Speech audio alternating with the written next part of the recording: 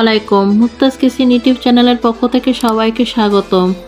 আজকের আয়োজনে আপনাদেরকে তৈরি করে দেখাবো খুবই জনপ্রিয় ও মজার একটি পিঠা। সেটি হচ্ছে ডিম সুন্দরী পিঠা বা পান্তুয়া পিঠা। এই পিঠাটা দেখতেই শুধু সুন্দর না, খেতেও অসম্ভব দারুণ মজার।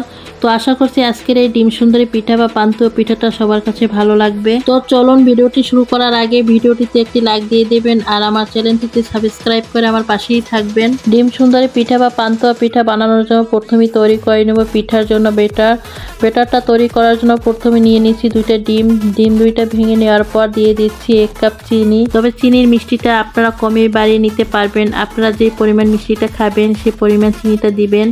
এখন চিনি আর ডিম দুটোকে একটি হ্যান্ড উইস্কের সাহায্যে খুব ভালোভাবে মিশিয়ে নিতে হবে। ততক্ষণ পর্যন্ত এই ডিম আর চিনিটা মিশিয়ে নিতে হবে যতক্ষণ চিনিটা ডিমের সঙ্গে ভালোভাবে গলে না যায়। একটু সময় নিয়ে এই ডিমটা আর চিনিটা মিশাতে হবে। আমি চিনিটা ডিমটা খুব ভালোভাবে মিশিয়ে নিয়েছি। চিনি আর ডিমটা খুব ভালো করে মিশিয়ে এখন দিয়ে দিচ্ছি 1.5 কাপ ময়দাটা চিনি আর ডিমের ভিতরে দিয়ে ভালো করে মিশিয়ে নিচ্ছি। ময়দাটা ভালো করে মিশিয়ে এখন দিয়ে দিব 1 কাপ লিকুইড দুধ। আর এই লিকুইড দুধটা অল্প অল্প করে মিশাতে হবে।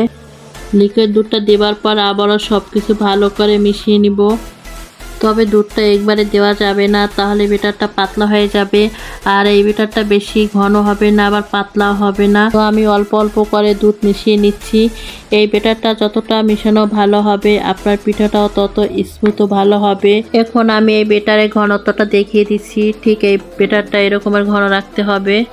এখন আমি এখান থেকে অর্ধেকটা ব্যাটার আর একটা বাটিতে নিয়ে নিচ্ছি আর সামান্য একটু অরেঞ্জ ফুড কালার দিয়ে দিচ্ছি। আপনারা চাইলে এখানে অরেঞ্জ ফুড কালারটার পরিবর্তে জর্দার কালারটাও ব্যবহার করতে পারেন, আর না দিলেও সমস্যা নাই। চাইলে আপনারা এভাবে বানিয়ে নিতে পারেন এই পিঠাটা। তবে পিঠাটা সুন্দর দেখানোর জন্য ফুড কালারটা ব্যবহার করেছি। সব কিছু ভালো করে মিশিয়ে নেওয়ার পর দিয়ে দিচ্ছি সামান্য লবণ আর দিয়ে দিচ্ছি সামান্য এলাচের গুঁড়া। কারণ এই ব্যাটারটা ডিম দিয়ে তৈরি করা, তাই ডিমের একটা কাঁচা ঘ্রাণ আছে, তাই ঘ্রাণটা দূর করার জন্য এই এলাচ গুঁড়োটা ব্যবহার করেছি।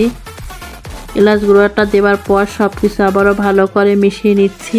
এখন আর একটা বাটিতে নিয়ে নিচ্ছি 2টা ডিম আর নিয়ে নিচ্ছি 1 চামচ চিনি, দিয়ে দিচ্ছি 1 চিমটি লবণ।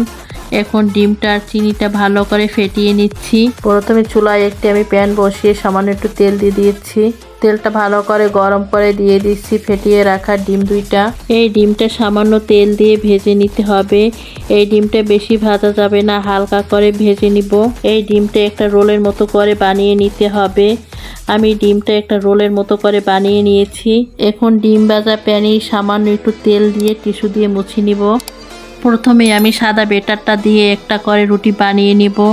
আমি প্যানে সাদা কিছু ব্যাটার দিয়ে এভাবে প্যানটা চারদিকে ঘুরিয়ে ঘুরিয়ে ব্যাটারটা সরিয়ে দিব।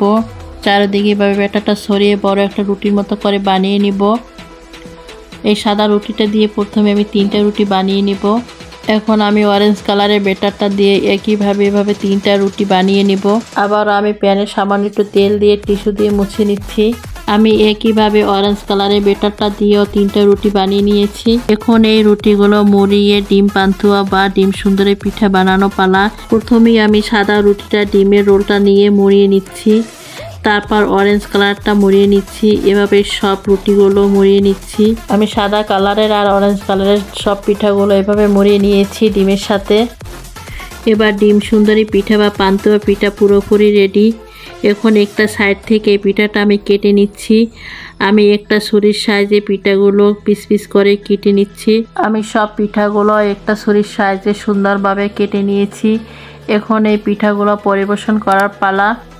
এই পিঠাটা দেখতেই শুধু সুন্দর হয় না, খেতেও দারুণ মজার হয়। যে কোনো অনুষ্ঠানের ডালা সাজাতে এই ডিম সুন্দরী বা পান্তুয়া পিঠার কোনো জুড়ি নেই। আশা করছি আজকে আমার এই ডিম সুন্দরী পিঠা বা পান্তুয়া পিঠাটা আপনাদের কাছে ভালো লেগেছে। যদি ভালো লেগে থাকে তাহলে আমার ভিডিওটিতে একটি লাইক দিয়ে দেবেন আর আমার চ্যানেলটি সাবস্ক্রাইব করে আমার পাশেই থাকবেন। আর পাশে থাকা বেল আইকনটি অন করে রাখবেন যাতে আমি এরকম সহজ ও সুন্দর ভিডিও আপলোড দেওয়ার সাথে সাথে আপনাদের কাছে ভিডিওটি দেখার জন্য নোটিফিকেশন চলে যায়। আজকে এ পর্যন্তই। সবাই ভালো থাকবেন, সুস্থ থাকবেন। আল্লাহ হাফেজ।